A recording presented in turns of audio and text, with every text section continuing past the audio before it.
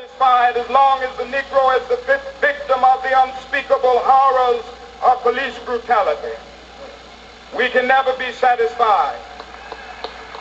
As long as our body is heavy with the fatigue of travel, cannot gain lodging in the motels of the highways and the hotels of the cities.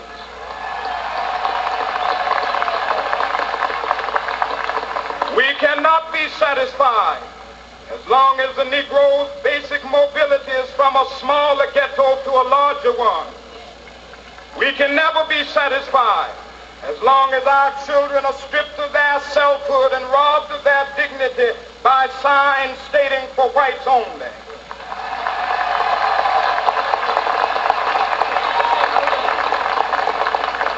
We cannot be satisfied as long as a Negro in Mississippi cannot vote and a Negro in New York believes he has nothing for which to vote.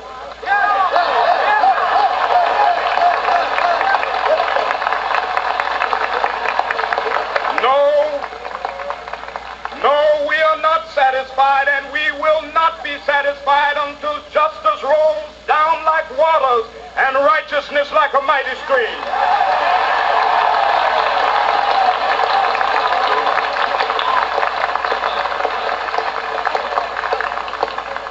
I am not unmindful that some of you have come here out of great trials and tribulations.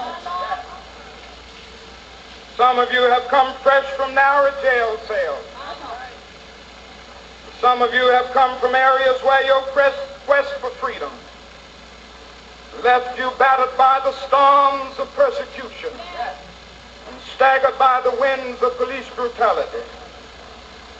You have been the veterans of creative suffering. Continue to work with the faith that unearned suffering is redemptive. Go back to Mississippi. Go back to Alabama. Go back to South Carolina. Go back to Georgia. Go back to Louisiana. Go back to the slums and ghettos of our northern cities.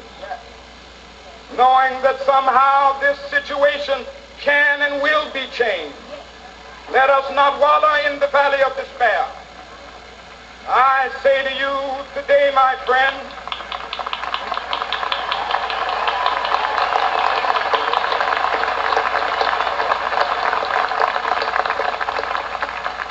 so even though we face the difficulties of today and tomorrow, I still have a dream.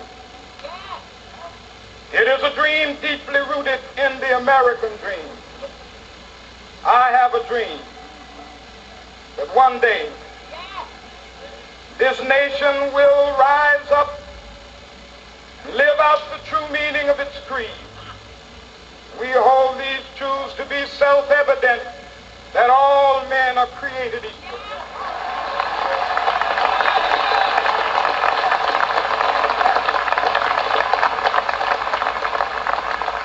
I have a dream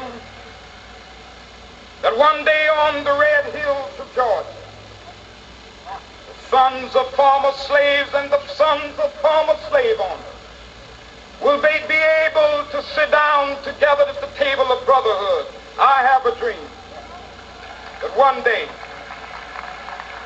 even the state of Mississippi, a state sweltering with the heat of injustice, sweltering with the heat of oppression, will be transformed into an oasis of freedom and justice. I have a dream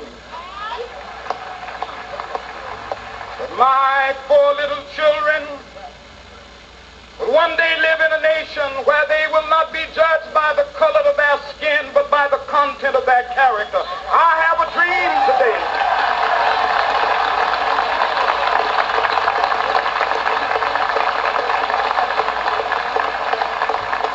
I have a dream that one day down in Alabama, with its vicious racists, with its governor having his lips dripping with the words of interposition and nullification, one day right there in Alabama, little black boys and black girls will be able to join hands with little white boys and white girls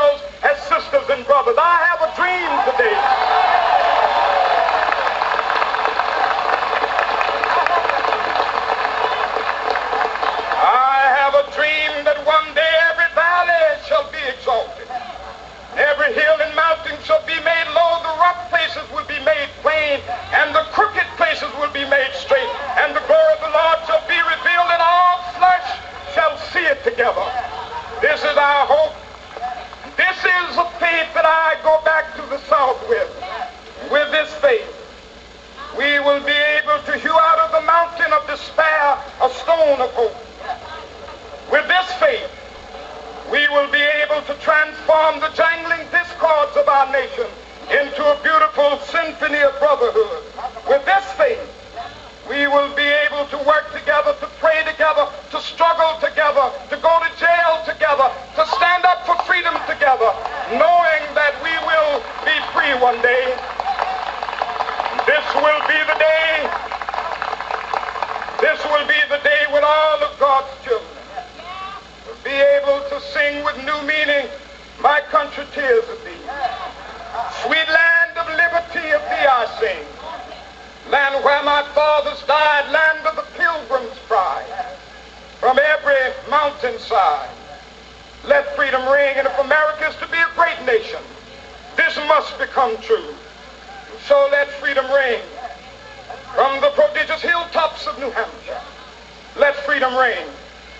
From the mighty mountains of New York, let freedom ring. From the heightening Alleghenies of Pennsylvania, let freedom ring. From the snow-capped Rockies of Colorado, let freedom ring. From the curvaceous slopes of California.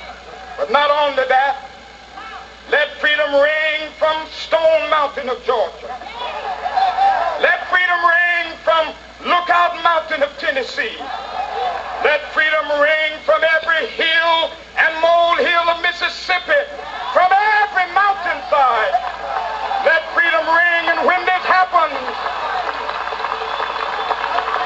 when we allow freedom ring, when we let it ring from every village and every hamlet, from every state and every city, we will be able to speed up that day when all of God's children, black men and white men, Jews and Gentiles, Protestants and Catholics, will be able to join hands and sing in the words of the old Negro spiritual, "Free at last."